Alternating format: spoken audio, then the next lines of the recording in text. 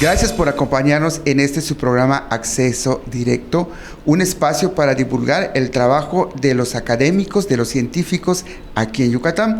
Y el día de hoy nos encontramos en el Tecnológico de Concal, en el Instituto Tecnológico de Concal, el ITA de Concal, y vamos a platicar con el doctor René Garruña Hernández. Es doctor en Ciencias Biológicas y nos va a hablar sobre sus experimentos. Actualmente el doctor René Garruña es jefe de laboratorio de Fisiología y Biotecnología Vegetal del Instituto Tecnológico de Concal. Doctor, cuéntenos cómo el cambio climático ya está afectando. Nos decía usted, por ejemplo, ¿cómo está eso? Que hay abortos en las plantas. Sí, antes que nada, buenas tardes, Freddy, y un gusto tenerte por aquí. Como te comentaba hace un momento, actualmente tenemos un proyecto financiado por el Consejo Nacional de Ciencia y Tecnología, y en ese proyecto estamos tratando de simular posibles escenarios de cambio climático. Simular, okay. Sí.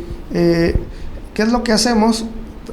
Subimos las temperaturas y aumentamos las concentraciones de CO2 dentro de unas cámaras de cristal como en la que nos encontramos en este momento, y lo que tratamos de ver son las respuestas fisiológicas de las plantas.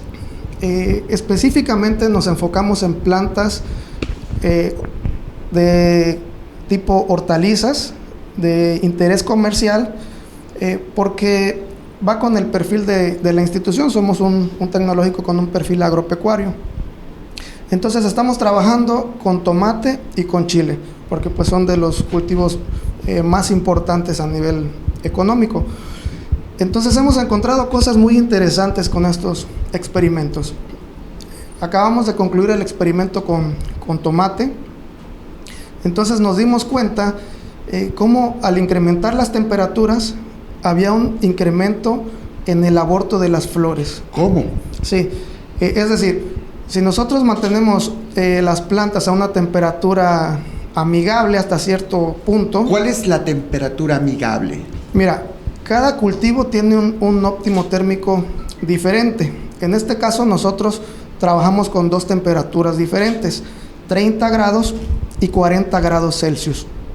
Cuando pusimos las plantas a 30 grados, pues se desarrollaron bastante bien, con buena producción, buen rendimiento, una morfología de la planta bastante adecuada, buena calidad de frutos.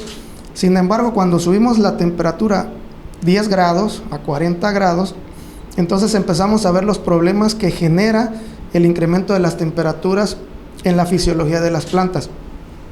Uno de los problemas más graves es el aborto de las flores. ¿Qué es lo que notamos? Que las plantas empiezan a producir flores, pero nunca llega a formarse el fruto. Entonces, algo bien interesante que estábamos viendo con los estudiantes es que el polen de las plantas que están a 40 grados no tiene viabilidad, ¿sí? ¿Qué es eso que no tiene viabilidad? Que no es capaz de fecundar al óvulo, ¿sí? Entonces hay algo ahí bioquímicamente, tal vez algo hormonal que está sucediendo, que esto nos da pie para realizar futuras investigaciones.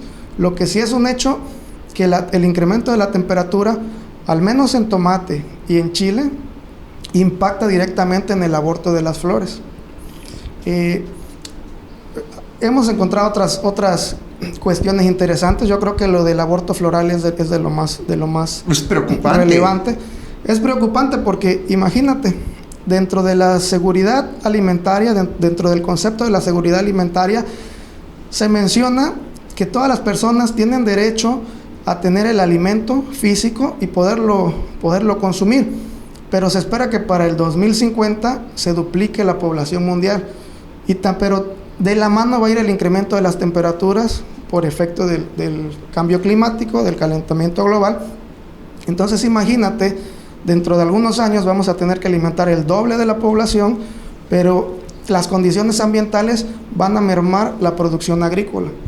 Entonces este tipo de proyectos son fundamentales para poder tomar decisiones en el futuro de cómo cómo los gobiernos tienen que apoyar el área de la agricultura o el área de la agronomía.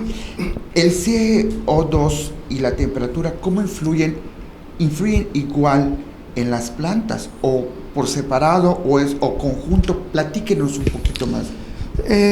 La concentración del CO2 y la temperatura como factores ambientales van de la mano. ¿En qué sentido? El CO2 es el principal gas de efecto invernadero.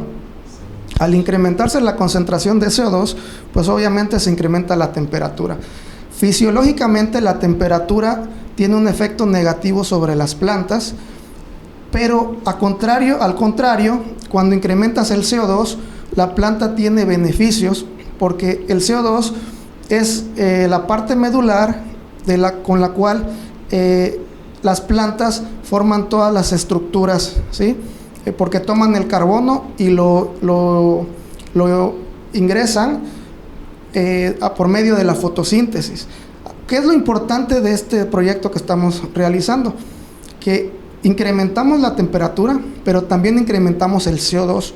Entonces lo interesante es ver cómo van a ser las respuestas de las plantas en esa interacción al incrementar temperatura e incrementar el CO2. O sea, el CO2 sí ayuda. Sí, por supuesto. La temperatura no. La temperatura muy alta. Temperaturas muy altas perjudican de cierta manera la fisiología o la función de las plantas. ¿Qué le parece si nos vamos a un corte comercial y regresamos? Porque estamos aprendiendo y cómo el cambio climático ya está acá y está afectando. Regresamos.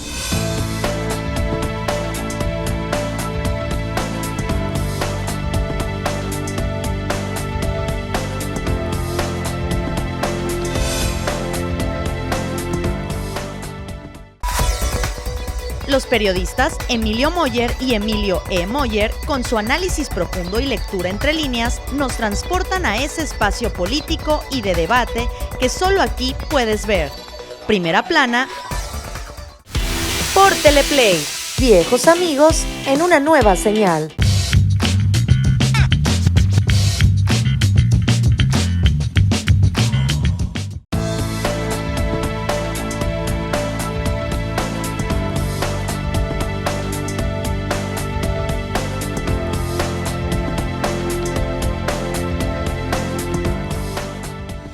Gracias por seguirnos acompañando en su programa Acceso Directo.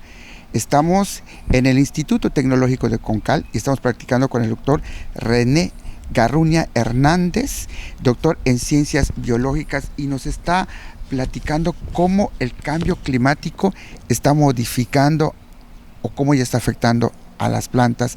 Doctor, ¿dónde estamos? Y platíquenos. Mira, Freddy, estamos en el área experimental del proyecto de escenarios de cambio climático. Entonces, como puedes ver, estos son nuestros módulos de experimentación. Son cámaras herméticas construidas con cristal. Entonces, lo que hacemos en esto es tratar de simular ciertas condiciones ambientales, ¿sí? Y pensando que en el futuro va a incrementar la temperatura, va a seguir incrementando las concentraciones de CO2. Entonces estamos evaluando las respuestas, como te mencionaba en el corte anterior, de hortalizas tropicales, en este caso de chile y del tomate. En este momento pues coincide que tenemos el experimento con chile. Estamos evaluando dos especies del género Capsicum chinense, que es el chile habanero, que es muy tradicional acá en la península de Yucatán, y un tipo de pimiento que es el chile dulce, que es de la especie Capsicum nano. Entonces, contamos con 4 cámaras o 4 módulos.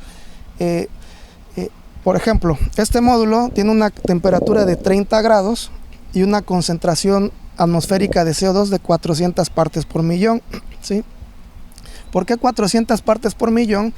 Porque es en promedio la concentración de CO2 atmosférica que hay en el mundo, ¿sí? Y tenemos otras cámaras donde incrementamos la concentración de CO2.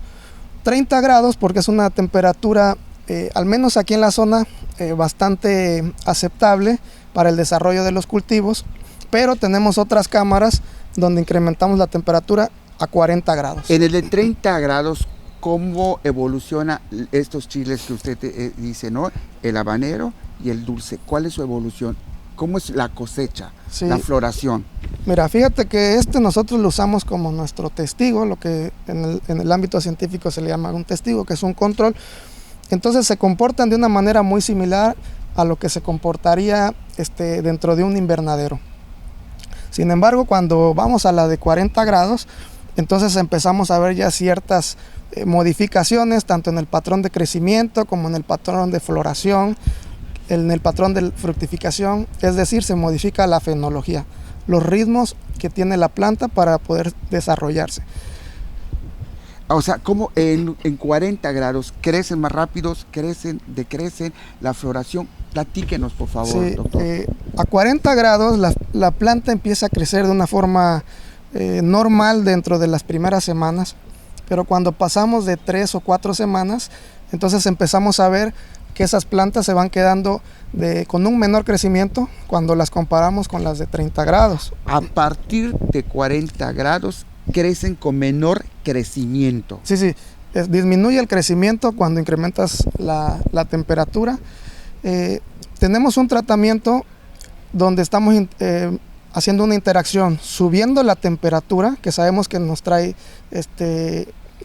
problemas para las plantas, pero también estamos incrementando el CO2, que generalmente trae beneficios para las plantas. Sin embargo... A ver, cuando se incrementa el CO2 hay beneficio sí, a las plantas. Sí, el CO2 aporta el carbono, que es el principal sustrato para todas las biomoléculas que generan las plantas. ¿Y cómo las beneficia? Se podría decir que es como la base de la alimentación. ¿Las vuelve más grandes? El carbono es la base fundamental para que la planta pueda generar sus carbohidratos, proteínas, vitaminas, hormonas y todo lo que va a nutrir a la planta. Entonces, si nosotros le ponemos más CO2, es como si le estuviéramos poniendo más alimento a las plantas. Entonces, tenemos un tratamiento muy interesante. Pero cuando hay temperatura, más temperatura. Exactamente. Fíjate que parte de nuestra hipótesis o de las preguntas que queríamos resolver es si al incrementar el CO2 podemos disminuir esos efectos negativos que el incremento de las temperaturas le ocasiona a las plantas. ¿Y se puede disminuir? A mi juicio, y con los resultados preliminares que tenemos, es bastante complejo. Yo considero que... O sea, que no por más CO2, más alimento a las plantas, van a crecer porque van asociados con la temperatura que perjudica. Exactamente, es lo que hemos visto en nuestros resultados preliminares. Aún no podemos sacar conclusiones muy tajantes, pero esa es la tendencia que nosotros hemos visto. Los experimentos es lo que muestran. Así es. A mí me gustaría invitarte para que sientas la sensación térmica. Esta es la de 30 grados, para que sientas. Voy a medio cerrar tantito para... Es fresca, como si estuviera nublado en época de calor. Ahora te invito a que pases a las de 40 grados vamos a ir. A la siguiente.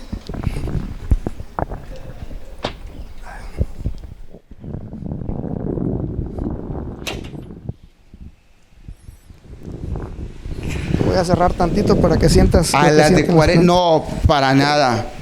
Las de 40 grados, no.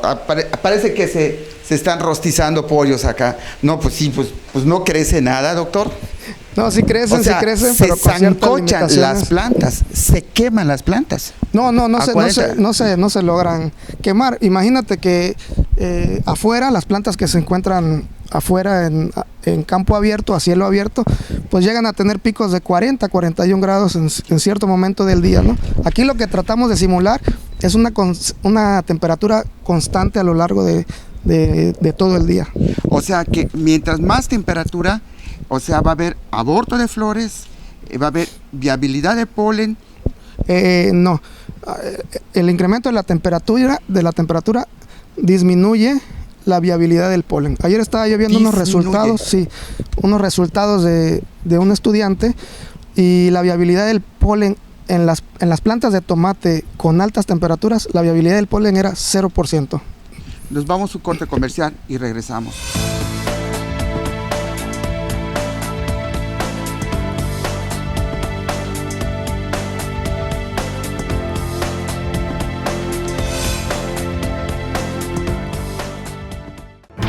las noticias más importantes de nuestra entidad con información actualizada y veraz. Solo las encontrarás con Freddy Heredia en Yucatán es Noticia.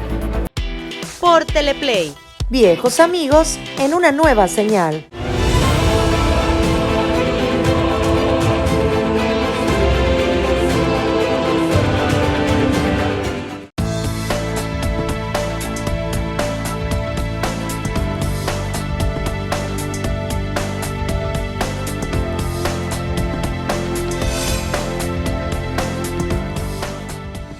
Gracias por seguirnos acompañando en este su programa Acceso Directo.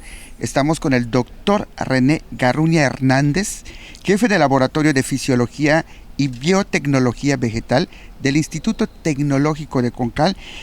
Doctor, ¿cómo es esto de la fisiología vegetal? ¿Qué aporte tiene a la sociedad? Y sé que hay una nueva variedad de chile. Sí, Freddy, fíjate que la fisiología vegetal es una disciplina de la botánica que se encarga principalmente de estudiar el funcionamiento de las plantas, cómo reaccionan o cuáles son las respuestas de las plantas ante ciertas condiciones ambientales o ante algún estímulo, ¿sí? Socialmente el impacto de la fisiología vegetal yo creo que está subvalorado. Es una disciplina muy muy importante. Te voy a poner un ejemplo de ello. Sí, por favor. Dentro de algunos de las áreas que se estudian en la fisiología vegetal, yo creo que uno de los más importantes es la fotosíntesis, ¿sí? Entonces, imagínate si no hubiera fotosíntesis, pues nosotros no podríamos estar aquí porque no existirían las condiciones de oxígeno para que nosotros pudiéramos respirar. Entonces yo por eso particularmente pienso que es una disciplina fundamental para la vida de todos los seres vivos y que muchas veces la subvaloramos.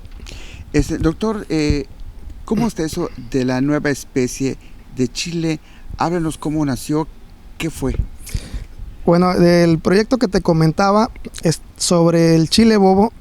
En realidad el chile bobo no es una especie todavía, está en proceso de investigación. Pertenece al género Capsicum, el Capsicum dentro de la especie Anum. Es un híbrido que se da de manera espontánea en los solares o en las parcelas de los productores de chile Xcatic. Entonces, se tiene la duda de cómo es que se origina este híbrido. Entonces nosotros desarrollamos un trabajo de investigación aquí en el Tecnológico de Concal. ¿Y qué es lo que hicimos? Pues hicimos polinizaciones de plantas de chile Xcatic a plantas de chile dulce y viceversa, ¿sí? Entonces, ¿qué fue lo que encontramos? Bueno, pues encontramos que se origina el chile bobo, ¿sí? Tenemos dos morfotipos de fruto, porque no es igual cuando el Xcatic es el que poliniza, no es lo mismo cuando el dulce poliniza, ¿sí? Salen dos formas diferentes de chile bobo, ¿sí? Entonces, nosotros pues encontramos que de acuerdo a cómo es el tipo de cruza, en este caso, como decía un estudiante, ¿cuál es el papá y cuál es la mamá? Así es, cuando el papá es el chile Xcatic y la mamá es el chile dulce, ¿qué sale? Cuando el papá es el Xcatic, se puede decir de una manera coloquial, pues tenemos una forma de este tipo, ¿no? Y cuando el papá es el dulce, pues tenemos una forma así. Entonces, lo que estamos haciendo pues es la caracterización agronómica y también bioquímica de estos chiles, porque ya existe literatura, ¿no? Que nos dicen cuál es la cantidad de capsaicina, o sea, de picor de estos chiles, los antioxidantes y todo eso, pero el chile bobo se desconoce.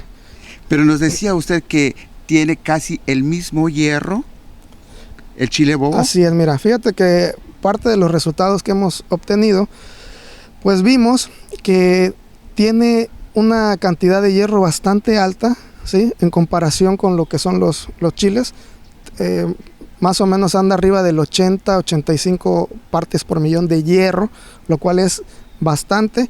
Generalmente cuando las mamás quieren hacer un aporte de hierro a los niños, pues le hacen su caldito de frijol. Generalmente relacionan, de frijol, porque generalmente se relaciona que tiene una cantidad muy grande de hierro. Pues déjame decirte que el chile bobo supera la cantidad de hierro que tiene el Usted frijol. me está diciendo que el chile bobo que están descubriendo acá y que están estudiando tiene más hierro que frijol. Sí, así es. Y usted nos decía, ¿cómo se poliniza esto? ¿A través de animales? Sí, bueno, de manera natural, el mayor dispersión del polen es el viento en el caso de estas plantas, de estos cultivos, pero pues nosotros para asegurar y lo hicimos con un rigor científico. Entonces, ¿qué es lo que hacemos? Agarramos la antera de la planta que vaya a ser el donador o el papá, por decirlo de una forma más coloquial, y polinizamos la otra planta. Entonces, por ejemplo, si este va a ser el donador del polen, pues tomamos la antera de y depositamos el polen que se encuentra en esa antera dentro de la flor del otro, ¿sí?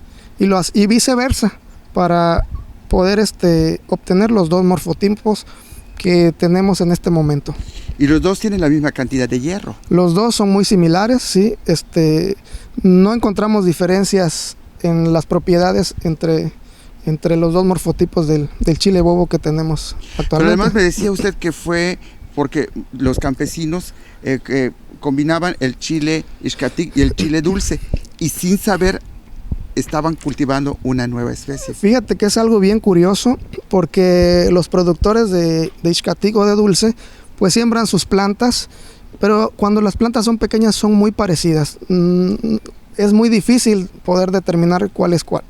Entonces ellos esperan cosechar chile Ixcatec, que sería porque generalmente tiene un precio muy elevado en el mercado. Pero después se daban cuenta que en lugar de cosechar este tipo de chiles, pues cosechaban algunos como estos. Entonces es una hibridación espontánea que se da. Lo curioso es de que tiene unas propiedades muy buenas, ¿sí? Nutricionales. Entonces yo creo que tiene mucho potencial en el mercado. Doctor, gracias por regalarnos sus conocimientos y aquí creo que el tiempo siempre nos favorece y gracias y a ustedes, gracias por acompañarnos en su programa. Gracias a ti, Freddy.